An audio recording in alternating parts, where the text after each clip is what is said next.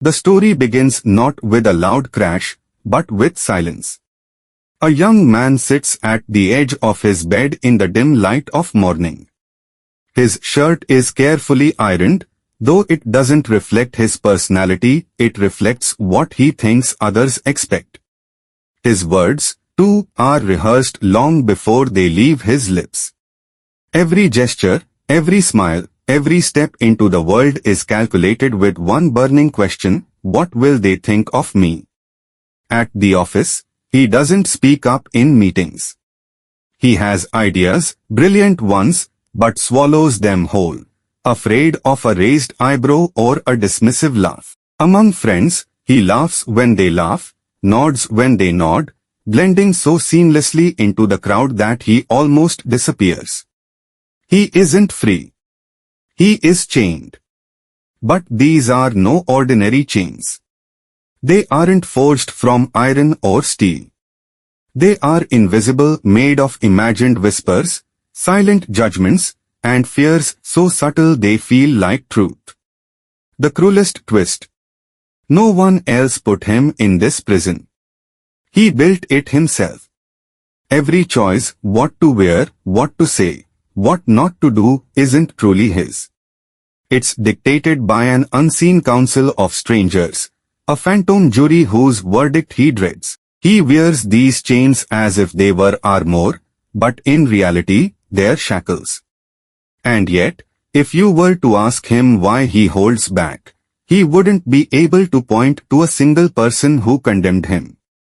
That's the haunting secret of these invisible chains. They don't need real judges to hold power. His fear alone is enough to keep him locked inside. The episode closes on a lingering image, him staring into the mirror, not seeing his own reflection, but the blurred, imagined opinions of others staring back. The cell door is open, but he cannot walk through it because he believes the prison is real. He walks through the city as if under a spotlight. Every step feels staged. Every glance from a stranger feels like scrutiny. He adjusts his shirt collar, checks his phone, pretends to look busy, anything to avoid the unbearable idea of being seen. In his mind, there's always an audience. A crowd of faceless critics lurking in the shadows, whispering about his every move. Why does he walk like that? What a stupid thing to say. He's not good enough. At a dinner with friends, he makes a small joke. The table laughs politely.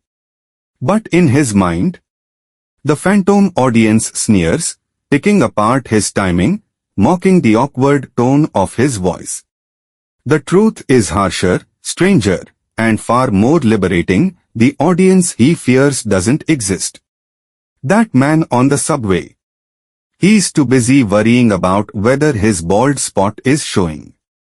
The woman at the cafe.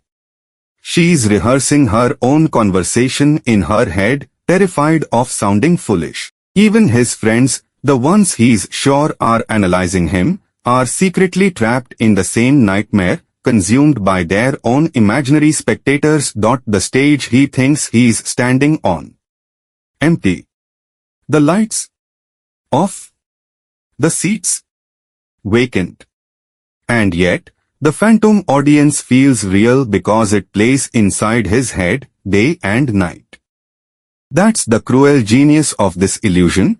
He isn't being judged by strangers at all. He's being judged by a distorted reflection of himself. The episode ends with him frozen at a crosswalk, convinced the crowd behind him is staring. But when he finally dares to turn around, he finds nothing but people staring at their phones, lost in their own worlds. The phantom audience vanishes in a blink, but the fear lingers. Because he doesn't yet believe it was never really there. He enters the office one morning carrying a coffee cup. A drop spills on his shirt, a small brown blotch just above the pocket. His stomach twists. His mind screams, everyone will see it. Everyone will laugh. They'll think I'm careless, clumsy. For the rest of the day, he walks stiffly, holding folders against his chest, hiding the stain as though it were a scarlet letter. At his desk, he keeps tugging at his jacket, convinced the whole room is staring. But here's the truth, the twist hidden in plain sight. No one notices. His colleague across the hall is panicking over a typo in her report. Another is obsessing over whether his presentation will flop. The boss is worrying about her teenage son skipping class again. Each person is locked inside their own little spotlight, sweating under the heat of imagined eyes. This is the spotlight effect, the cruel illusion that makes us believe we're the center of attention, when in reality, we're just background extras in everyone else's play. Later that evening, he walks past a mirror on the street.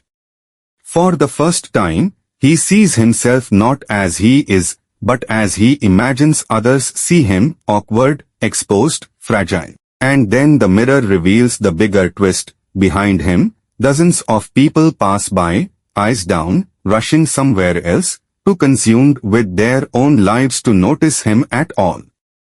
The paranoia collapses in on itself. The stain on his shirt. Forgotten by everyone but him. The nervous laugh in a meeting. Echoes only in his own head. And yet, the illusion is stubborn. Knowing the truth is not the same as believing it. Even though the spotlight is imaginary, he still feels its heat. The episode closes with him standing in an empty room, lights flickering on above him, the stage bare. His shadow stretches across the floor, and he finally whispers the question that will haunt him. What if the only one who's been watching me all along is me? One morning, he wakes up tired of playing the ghost in his own life. The weight of the invisible chains, the phantom audience, the endless spotlight, it all feels unbearable. For the first time, a reckless thought slips in. What if I stopped caring? Just for one day. It begins small. He reaches for a shirt that's a little louder than usual, bright blue, not his usual safe grey. His hand trembles as he buttons it, half expecting thunder to roll in or neighbors to gasp through the window. Nothing happens. At the office, during the weekly meeting, his heart pounds when the manager asks for suggestions. Normally, he would stay silent, letting the moment pass. But today, something surges in him. Against every instinct, his hand rises. He clears his throat. His voice shakes, but he speaks. The room doesn't explode with laughter. No one sneers. In fact, the manager tilts her head, considering his words carefully. A colleague even nods in agreement. Respect, subtle, quiet, but unmistakable, fills the room. This is the first crack in the illusion. The world did not crumble when he stopped playing safe. That evening, emboldened, he tries again. At dinner with friends, he tells a story he's always thought too silly, too imperfect to share. The table goes quiet for a moment, and he braces for the mockery. But then they laugh. Not at him, but with him. Real laughter. Warm, genuine. The twist hits hard, the very moments he feared would bring rejection, bring connection instead. Walking home, he feels a strange new energy humming inside him. The city lights don't feel like spotlights anymore, they feel like fireflies, harmless and distant. For the first time, he wonders if he has been hiding from a storm that never existed. And yet, as he lays down to sleep, a new fear creeps in, whispering from the shadows, it worked once. But what if next time they really do turn on you? What if this freedom was just a lucky accident? The episode fades out on his restless face in the dark, caught between two worlds, the prison of fear he knows too well, and the fragile taste of freedom he's terrified to lose. Freedom, he discovers, is a double-edged sword. The next morning, the first cracks of courage he felt yesterday feel fragile, like thin ice. As he steps into the world, his mind erupts with warnings: they'll hate you. You'll lose everything. That respect you felt yesterday, it was fake. One misstep and they'll tear you apart. The inner critic is relentless, a shadowy figure sitting at the edge of his consciousness, whispering venom in every pause. Why did you speak up? You embarrassed yourself. You should have stayed silent. Now they'll think you're arrogant. No one really likes you, they're just humoring you. At work, a minor mistake, a typo in an email becomes a thundercloud in his mind. He replays it endlessly, imagining the judgment in every colleague's eyes. At lunch, he laughs at a joke he doesn't even find funny, terrified to risk a frown or a raised eyebrow. But the twist, sharp and cruel, is this: the backlash never comes from the world. No one is watching that closely. The emails are barely noticed, the lunch conversation passes like a breeze, and the judging eyes he feared so much are entirely inside his head. The illusion, however, is powerful. The inner critic doesn't need the world to be real. It feeds on his imagination, projecting enemies and threats where none exist. He is both prisoner and warden, trapped in a nightmare of his own making. That night, he sits alone in his apartment, staring at the ceiling, exhausted from battles that never occurred. The phantom audience, the spotlight, and now the inner critic, they conspire in silence, a chorus of fear that feels louder than reality itself. Yet in this suffocating darkness, a faint glimmer appears, the realization that the danger isn't outside, it's within. And if he can confront the inner critic, if he can challenge it, he might just reclaim the freedom he tasted yesterday. The episode closes with him whispering into the quiet room, almost to himself, maybe the enemy I feared all along was never out there. Maybe it was me. The morning sun spills through the blinds, cutting across his apartment like a spotlight, and this time, it feels different. He no longer trembles at every imagined judgment. The inner critic still whispers, but it has lost its tyrannical edge. Yesterday's small victories, speaking up, sharing a story, daring to be seen, have sown a seed. Something subtle, almost electric, is growing inside him: confidence.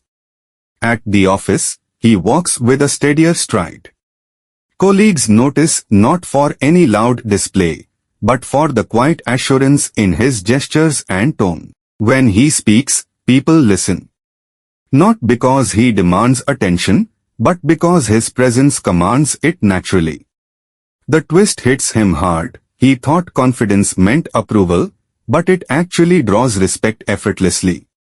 During a team meeting, he offers a bold idea he's hesitated to voice countless times before.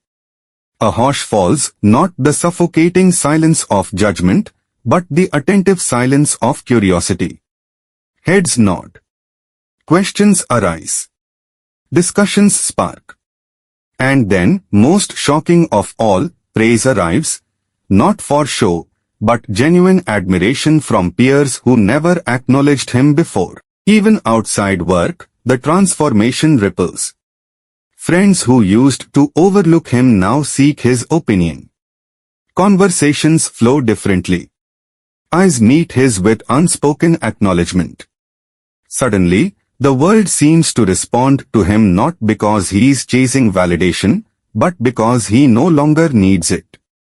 Yet, the twist is deliciously ironic. The more he stops caring what others think, the more others think highly of him. Approval, respect, influence, they arrive unbidden, like a reward for escaping the trap of their own imagined expectations.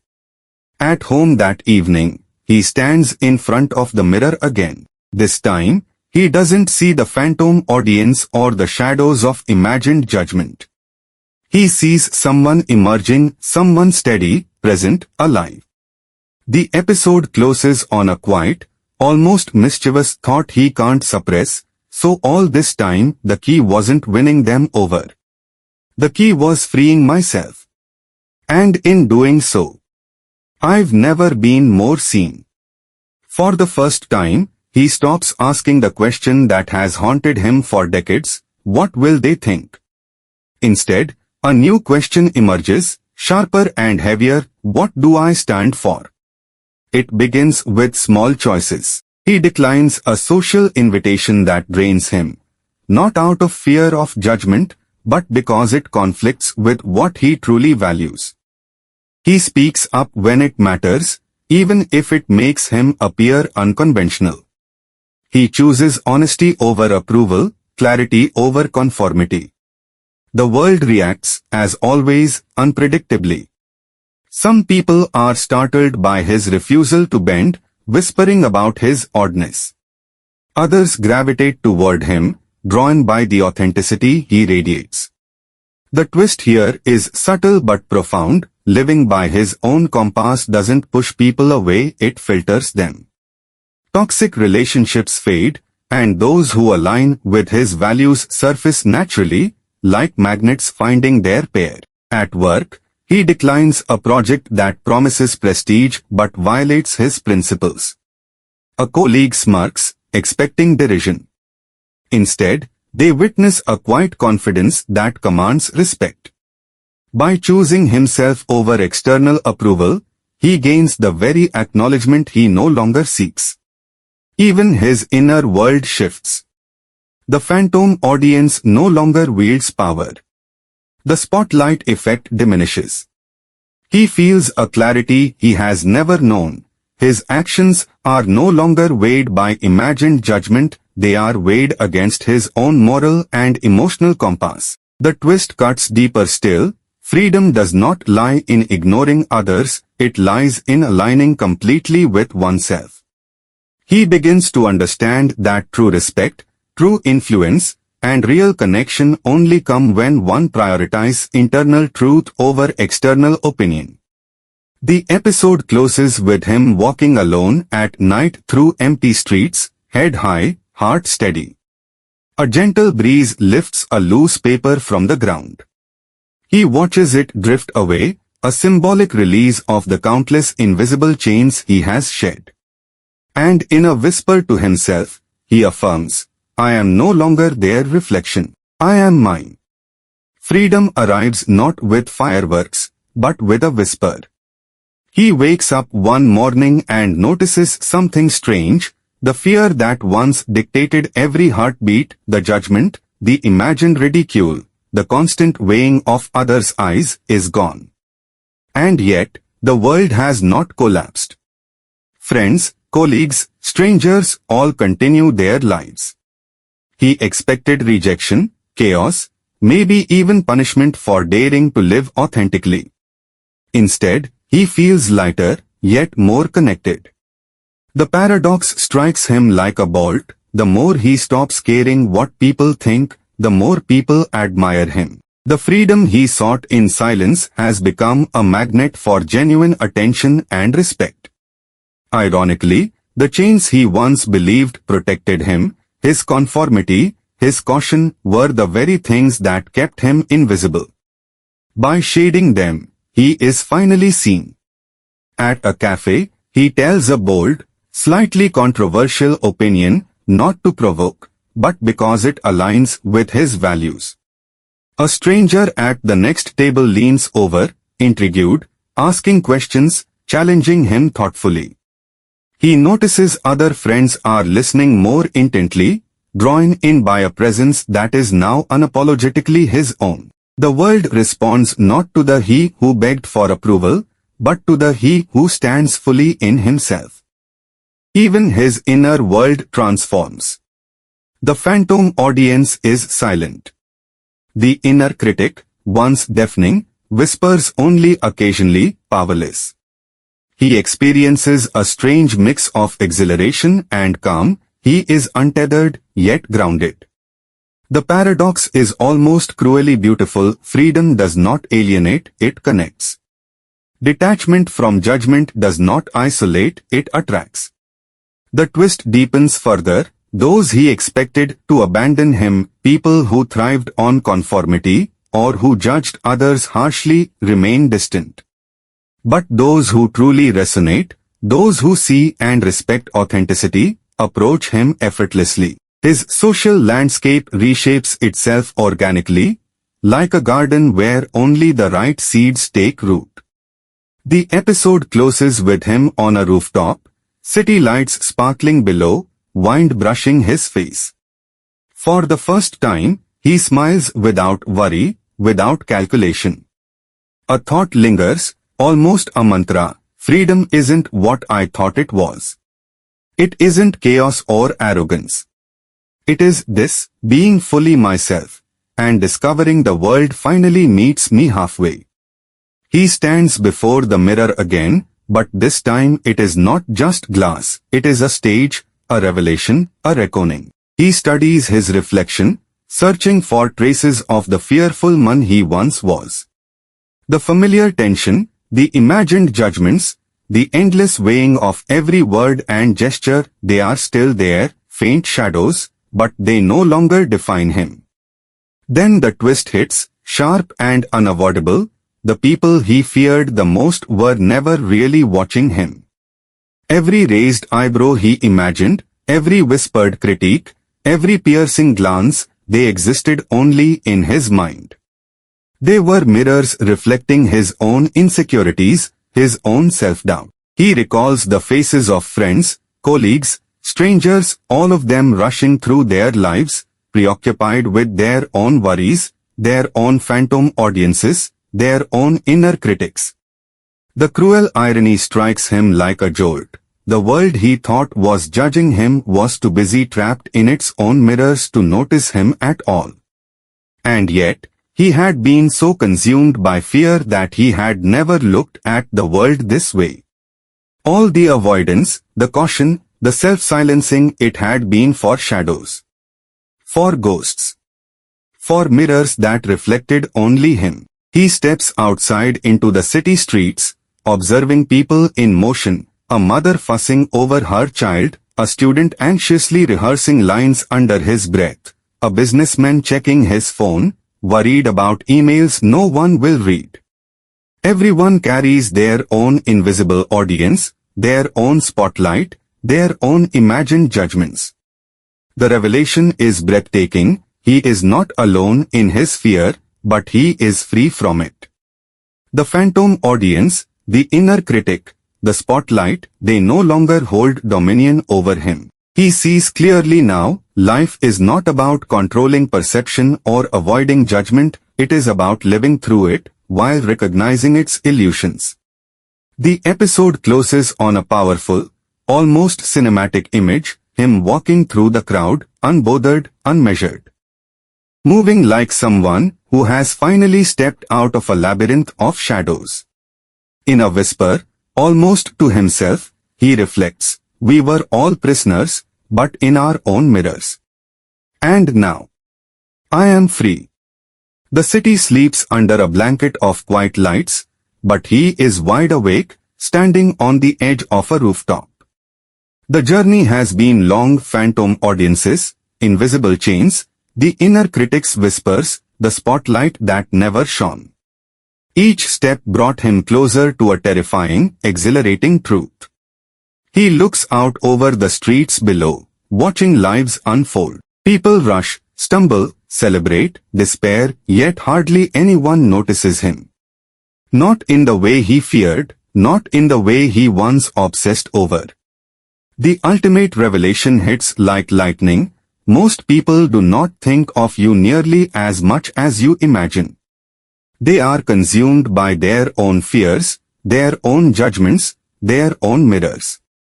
All the chains he carried, all the caution and self-doubt, were illusions, a heavy cloak of imagined opinion. And now, shading it, he feels a liberation so profound it hums through his bones. The twist cuts even deeper. Freedom doesn't mean he stops caring about others, it means he stops living for their approval. His life, once dictated by invisible hands, is finally his own. He can act, speak, create, and love without hesitation. Respect, connection, even admiration arrive naturally, not because he chases them, but because authenticity is magnetic. He steps back from the ledge, feeling the wind against his face, and for the first time in years, he smiles fully, without calculation. The city below is vast, indifferent, beautiful, and in its indifference, he finds his ultimate power. The only opinion that truly matters is his own. The camera pans out, leaving him alone yet completely unbound. The final whisper lingers, both intimate and universal. The world was never judging me. I was judging myself all along, and now I am free. Fade to black.